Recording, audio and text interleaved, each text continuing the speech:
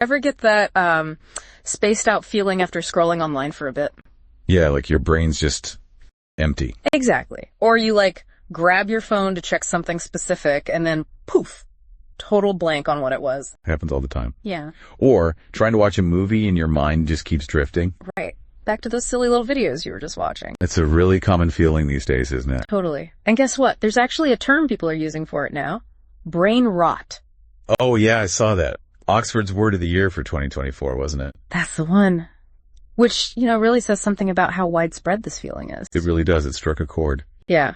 Now, okay, brain rot isn't like an official medical diagnosis or anything. No, definitely not. But it's a pretty good description, right? For that fuzzy, kind of less sharp feeling you get after maybe too much time on shallow online stuff. It captures that sense of mental decline, yeah. And apparently the use of the term itself just exploded like up 230% between 2023 and 2024.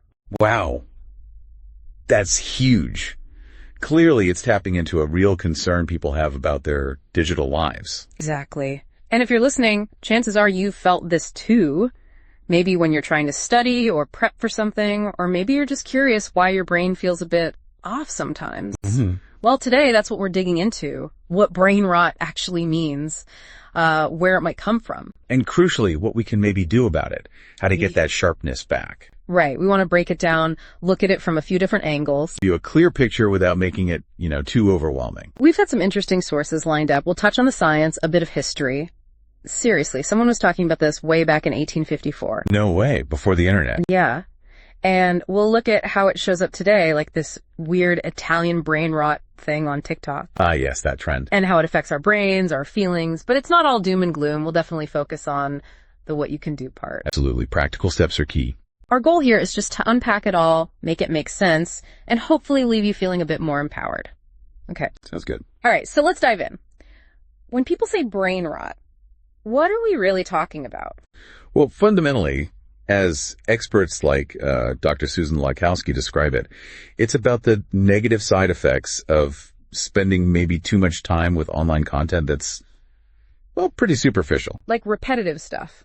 Or things that are just really overstimulating. Exactly. It shows up as that mental fog, finding it hard to focus, maybe feeling like your thinking is just slower than usual, especially after a long online session. Okay, so it's more than just feeling a bit screen tired. It might actually affect how well our brain is functioning. That seems to be the idea. Yeah. And neurologically, it connects to our brain's reward pathways. Things like likes, shares, funny short videos. They give us these little bursts of dopamine. Ah, the pleasure chemical. Right. And if we get too much of that quick, easy stimulation, the brain kind of adapts.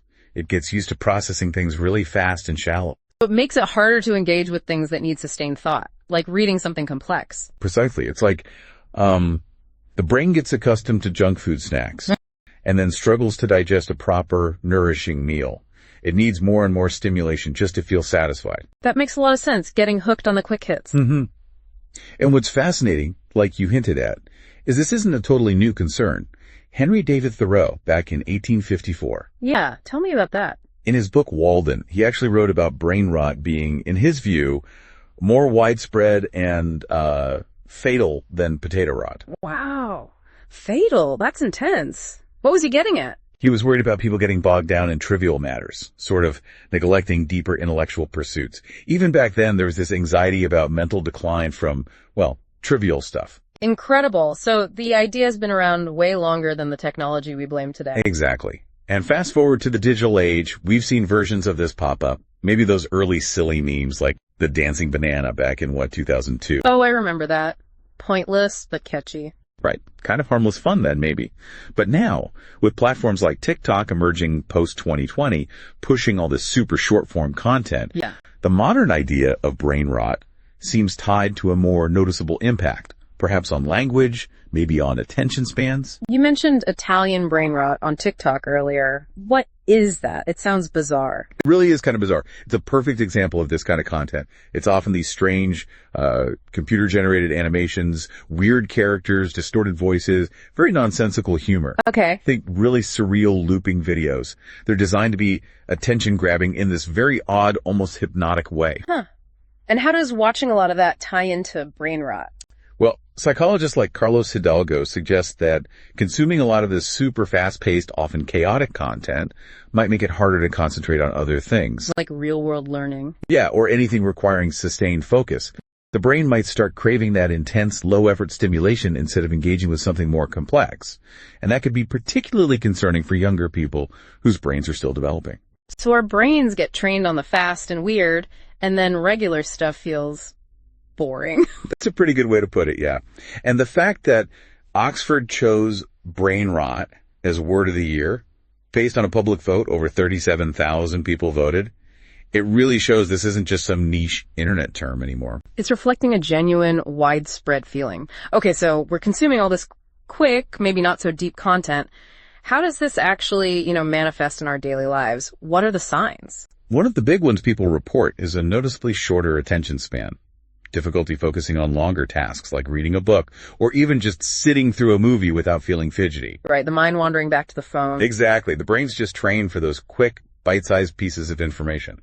There's that often cited stat, though its methodology is debated, about attention spans dropping. Yeah, I heard that too. From like 12 seconds down to 8 seconds or something. Whether it's precise or not, the feeling is there. The feeling is definitely relatable. And it might go beyond just attention. People might find it harder to organize their thoughts, solve problems effectively, make decisions, or even just recall information. So it impacts executive functions. Yeah. Things like planning and self-control. Potentially, yes. That constant switching between tasks online, the shallow processing, it might tax those systems. Okay. What else? Feeling mentally drained, that sort of lethargy after being online for a while. That's common too.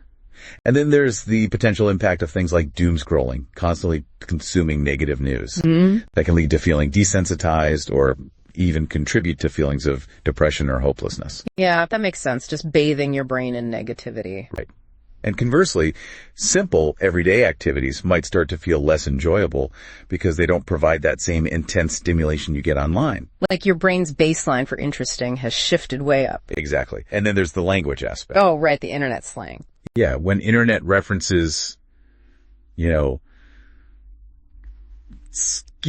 riz, gyat, phantom tax, sigma, delulu, all those terms start dominating your everyday vocabulary. It shows how immersed you are in that online world. Precisely. It reflects that deep immersion. And specific behaviors often linked to this include that doom scrolling we mentioned. Compulsively seeking out bad news. Right. Or zombie scrolling, just mindlessly flicking through feeds without any real purpose. Excessive gaming, especially games with those constant reward loops, can fit in here too. General social media overuse without clear intention. And of course, binge watching show after show. Okay, so it's a combination of the what and the how, mindless prolonged consumption. So why? Why does this happen? What is it about the digital world that fosters this? Well, a huge factor is simply the sheer amount of time spent on screens. Right. The average person spends, over 2 hours a day just on social media? That adds up to like 35 days a year. Wow, when you put it like that. And for some groups, like young women, it can be nearly 3 hours daily. That's a significant chunk of time, not spent on other things. Hobbies, real-world friendships, learning, resting. The opportunity cost is massive. Exactly. And all that time online leads to digital overload. Just a constant barrage of information hitting your brain. It struggles to keep up. Like trying to drink from a fire hose. Good analogy. Yeah. And then, as we've said, there's the nature of the content itself. A lot of it is, frankly, low quality, trivial, unchallenging. Meaningless, almost. Yeah. Meaningless, banal, or dumb, as one source put it. Think skibidi toilet, those early in Ohio memes, the grimace shake trend looks maxing. Right. Stuff that doesn't exactly require deep thought. Not at all. And interestingly, some teenagers even say they deliberately seek out dumb stuff just to switch their brains off for a bit. An escape? Maybe, but maybe not a healthy one long term. Perhaps. And then you have the design of the platforms themselves. They're often built to be addictive. Well, those dopamine feedback loops we talked about, the pleasure hits, reinforce compulsive use. But over time, the brain might actually become less responsive, needing more stimulation for the same effect. Like tolerance building up. Exactly. Features like infinite scroll are designed to eliminate natural stopping points, keeping you engaged longer. Yeah, you just keep going. The short, rapid-fire content trains the brain for quick bursts, weakening sustained focus. The constant visual and auditory input can be overwhelming. Sensory overload. And the algorithms often use what's called a variable ratio reward schedule. Unpredictable rewards, like a slot machine, that's known to be highly addictive. Wow. It really does sound like the whole ecosystem is kind of pushing us towards this state. Yeah. So what's actually going on inside our brains when this happens? Well, we've touched on some of it. That reduced attention span and difficulty with sustained focus is a key outcome. The brain gets rewired, in a sense, for short bursts. Our focus muscles get weak. That's a good way to think about it. There can also be impairment in memory function and cognitive processing. When the brain's overwhelmed, it can't process information deeply enough to form strong long-term memories. And that digital amnesia idea, relying too much on tech. Yeah, that's part of it too. If you always look things up instantly, you might not exercise your own memory skills as much. Which could impact critical thinking and problem solving? It could, yeah. Fragmented attention makes it hard to dedicate the sustained mental effort needed for deep critical thought. Now, it's not all negative. Using digital tools for academic purposes can be beneficial. Right. But passive consumption of unchallenging content seems to hinder that deeper, more creative thinking. So the how matters a lot. What about actual physical changes in the brain? Is there evidence for that? There is some emerging research, yes. Some studies have found, for instance, a correlation between excessive screen time in young adults, say 18 to 25, and a thinner cerebral cortex. And that's the part for memory and decision making? That's right. It's an important area. Okay, that sounds significant. It's definitely something researchers are looking at closely. Other studies link excessive screen time or smartphone addiction to lower gray matter volume. Gray matter, what's that involved in? Things like movement, memory, emotions. Gray matter naturally decreases slowly with age, but the concern is whether excessive screen use might accelerate that process. So, potentially speeding up brain aging in some ways. That's one hypothesis being explored. Interestingly, some studies have also found increased gray matter in certain areas, like the orbitofrontal cortex and cerebellum, linked to compulsive short video use. Increased. Is that good or bad?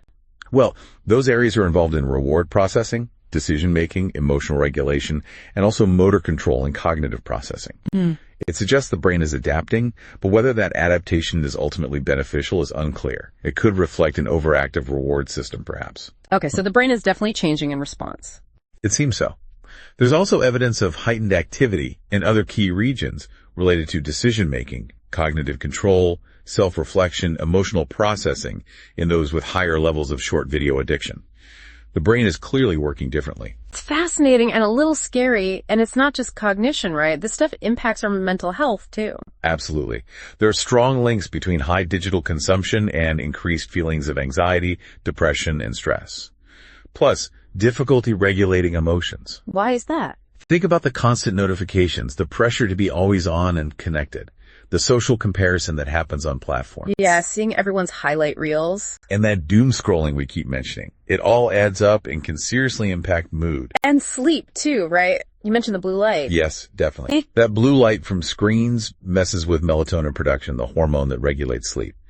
This leads to insomnia for some, fatigue, and then, of course, impaired cognitive function the next day. Because sleep is when the brain cleans house and consolidates memories. Exactly. Memory consolidation, detoxification, repair, it all happens during sleep. Skimp on sleep, and brain function suffers. It becomes a vicious cycle with focus and mood. And what about socially? Does all this online time affect our real-world connections? It really can. There's a paradox where we feel connected online, but might actually neglect our face-to-face relationships. This can lead to social isolation, strain on existing relationships. Maybe communication breaks down if people are using too much internet slang others don't get. That can happen too. And despite having hundreds of online friends, people can still feel profoundly lonely. It highlights how interconnected everything is. Sleep affects cognition, isolation can affect mood, and cognitive decline. It's all linked. It really paints a picture of how pervasive the effects can be. Now, just to reiterate, brain rot isn't like an official diagnosis you get from a doctor. Correct. It's a colloquial term, a label for a set of experiences. And importantly, some of those symptoms, difficulty focusing, low mood, can overlap with conditions like ADHD or depression. So it's crucial not to self-diagnose serious issues as just brain rot. If you're really struggling, see a professional. Absolutely essential advice. And speaking of ADHD, it's important to clarify. ADHD is a neurodevelopmental disorder. It's not caused by brain rot or screen time. Okay. However, Individuals with ADHD might find themselves more drawn to excessive screen time, maybe due to dopamine-seeking behaviors or challenges with executive function. But one doesn't cause the other. Don't conflate them. That's a very important distinction. What about this term digital dementia? Is that related? Digital dementia was coined by Dr. Manfred Spitzer. Like brain rot, it's not a formal medical diagnosis. But his research and others suggest that excessive passive screen time, like watching a lot of TV, could potentially lead to dementia-like cognitive changes, or maybe even increase the risk later in life. Passive being the key word there. It seems so. Interestingly, active digital engagement, like using a computer for tasks, email, even video calls, has actually been linked to a lower risk of cognitive decline, especially in older adults. So it's not the technology itself, but how we use it. That really seems to be the case. Passive consumption seems potentially detrimental, while active, purposeful, mentally challenging use can be beneficial. Even just learning how to use new technology is cognitively stimulating. That's hopeful. And technology can also help people with cognitive difficulties, right? Like reminders or GPS. Yes, that's sometimes called digital scaffolding. Technology can act as a support system, helping people, especially older adults, maintain independence despite cognitive challenges. Okay, so there's nuance here. It's not all bad. Which brings us to the big question. What can you, the listener, actually do about this if you feel like brain rot is affecting you? Right, the actionable stuff. And the good news is there's quite a lot you can do. It often starts with being more mindful about your digital consumption. Mindful? How? We'll start by noticing. Maybe track your screen time for a few days. You might be surprised. Then consciously set limits. Decide, okay, I'm only going on social media for 30 minutes after dinner. Schedule screen-free times. Take regular breaks when you're online. Just being more intentional about it. Exactly. Studies show that even just self-regulating usage like this can improve mental health. And curate your feeds. What do you mean? Unfollow accounts that consistently make you feel anxious, angry, or inadequate. Actively seek out content that's uplifting, educational, or genuinely enriching. Think of it as digital self-care. Filtering the input. Makes sense. What about non-digital stuff? Crucial. Yeah. We need to stimulate our brains and bodies in other ways. For mental stimulation. Puzzles, reading books or long articles, learning a new language or instrument, playing board games or card games, things like chess or word games. Brain exercises. Yep. These activities can help delay cognitive decline and improve function. And physical stimulation. Regular exercise is huge for brain health. Like going for walks, swimming, cycling. Exactly. Aerobic exercise boosts blood flow to the brain, encourages the growth of new neurons, neurogenesis, and is linked to better cognitive performance and reduced risk of decline. So move your body to help your brain. Absolutely. And variety helps too. Listen to or play music, write, spend time outdoors in nature, maybe volunteer. These things offer a break from screens, reduce stress, and promote cognitive flexibility. Finding balance. What about the foundational stuff like sleep and diet? Super important foundations. Aim for 7-9 hours of quality sleep per night. Maintain a regular sleep schedule. Create a relaxing bedtime routine. Make your bedroom dark, quiet, and cool. Protect that crucial brain repair time. Precisely. Lack of sleep messes with cognition, mood, memory, everything, and nutrition. Feed your brain well. Think antioxidants, healthy fats, vitamins, minerals. Like the Mediterranean diet, fish, nuts, veggies. That's a great example. Omega-3 fatty acids are key. Try to limit sugar and highly processed foods. What you eat directly supports brain function and protects against aging. Okay, sleep, food. What about stress? It seems linked to all this. Big time. Effective stress management is vital. Find healthy coping mechanisms. Mindfulness meditation, yoga, deep breathing exercises, engaging in hobbies, spending time in nature, reducing chronic stress helps alleviate anxiety and depression symptoms too. Take care of your mental well-being proactively. Yes. And, it probably goes without saying, but limit alcohol and avoid recreational drugs. They directly impair brain function, memory, judgment, and learning. Makes sense. And connecting with people in real life. Hugely important. Cultivating social connections and engaging with your community provides mental stimulation, is linked to reduced dementia risk, improves mood, and combats the isolation that can come from too much online time. Real-world interaction is key. So nurture those offline relationships. Okay, this is all great advice. But if someone feels like they're really deep in this brain rot feeling, is it too late? Can the brain actually recover? That's the million-dollar question, isn't it? Yeah. And the answer is largely yes. The brain has amazing plasticity. Neuroplasticity, right. The ability to change and adapt. Exactly. It means the brain can recover from digital overload. Takes sustained effort and behavioral change, maybe around 6 to 8 weeks, for noticeable shifts, according to some sources. But recovery is possible. There are evidence-based strategies. That's really encouraging. What kind of strategies? Like a digital detox? Yes, structured digital detoxes are one approach.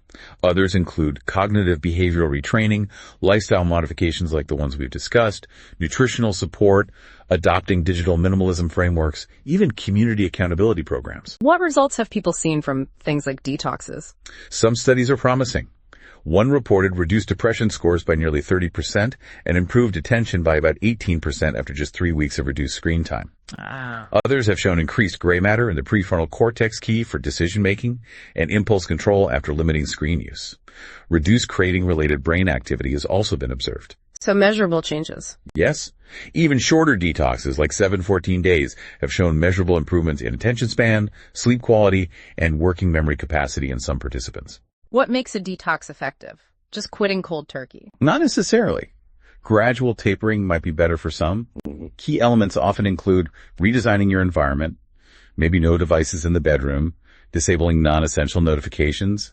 Substituting screen time with offline activities is vital. Finding replacements. Right. Some approaches incorporate neurofeedback training or cognitive behavioral therapy techniques, like the Pomodoro method for focus or brain training games. Prioritizing sleep hygiene is huge, like having a digital curfew before bed. Okay. Nutritional support, like ensuring adequate omega-3s, maybe L-theanine or magnesium, might play a role for some. Adopting principles of digital minimalism, auditing your apps, maybe a single device policy for certain tasks, scheduled browsing times, and group programs can offer valuable support. Lots of tools in the toolbox then. Definitely. Okay, so let's wrap this up. The key takeaway seems to be brain rot is a real feeling tied to maybe spending too much time on trivial, repetitive online stuff. Right. It's linked to genuine concerns about reduced focus, memory issues, maybe even changes in brain activity and structure. And this is the crucial part. It doesn't seem to be a permanent state. Exactly. You, the listener, have the power to make changes. Being mindful of tech use, engaging in non-digital activities, focusing on overall health, sleep, diet, exercise, stress management, social connection. And remembering that the brain can adapt and recover, neuroplasticity is on our side. It absolutely is. So here's something to think about. Which, if any of these brain rot behaviors feel familiar in your own life, what's maybe one small, achievable step you could take today to shift towards a slightly more balanced digital diet? Yeah, what might you gain? More focus, more creativity, just feeling better overall by intentionally unplugging sometimes. Good questions to ponder. Now, we want to hear from you. What resonated most from our chat today? Have you experienced this brain rot feeling? What strategies have worked for you, or what are you thinking of trying? Head down to the comments section and share your experiences and thoughts. Let's keep this conversation going and learn from each other.